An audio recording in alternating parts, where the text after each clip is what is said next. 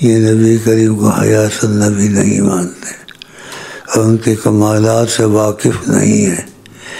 حدیثیں نہیں چھپانی چاہیے اور ان کے کمالات سے واقف نہیں ہے کہ نبی کریم میں وہ کمالات ہیں جو حضرت آدم سے ابتدائے خلق ہوا، لیکن آدم میں وہ بات ہے نہیں تھی جو تھی حضرت محمد مصطفیٰ میں، کیونکہ آدم اللہ کے نور سے نہیں بنے، لیکن حضرت محمد اللہ کے نور سے بنے ہیں۔ تو فرق ہوا نہیں ہوا؟ آدم مٹی سے بنے ہیں اور رسول مقبول اللہ کے نور سے بنے ہیں، تو مٹی کجا اور نور محمد کہاں؟ اسی حدیث میں آتا ہے اللہ تعالیٰ نے اپنے نور سے ایک مٹھی بھری اور کہا کونی محمدن، اے نور تو محمد بن جا۔ جب یہ کہا تو نبی علیہ السلام صلی اللہ علیہ وسلم میں تبدیلی آ گئی، وہ اللہ کے نور سے اس وقت آدم مٹی سے بنے، نبی نور سے بنے، تو کتنا فرق ہے زمین آسمان کا۔ اس میں بحثیں نہیں کرنی چاہیے۔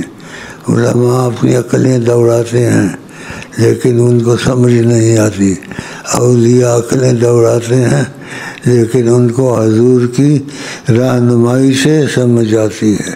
اللہ جیسے میں، اللہ جیسے میں، یہ میں اظہار نعمت کیا ہے۔ وَأَمَّا بِنِعْمَتِ رَبِّكَ فَحَدِّثْ، تم پر کوئی نعمت خدا کی ظاہر ہو تو تم اس کو ظاہر کرو لوگوں پر، تاکہ ان میں شوق پیدا ہو اور کچھ سمجھیں سوچیں۔ تو اس لیے یہ باتیں کبھی میں کرتا ہوں میں، اور اصل میں تھا ہی میں کہ اثر کے ٹائم میرے پر تجلی خدا کی گری، اس تجلی نے میرا دل پھاڑا، میں خدا کے عرش تک پہنچا۔ اللہ اس تجلی نے میرا دل پھاڑا، میرے دل کو ٹکڑے ٹکڑے کیا، اس سے مجھے کچھ معلومات ہوئی۔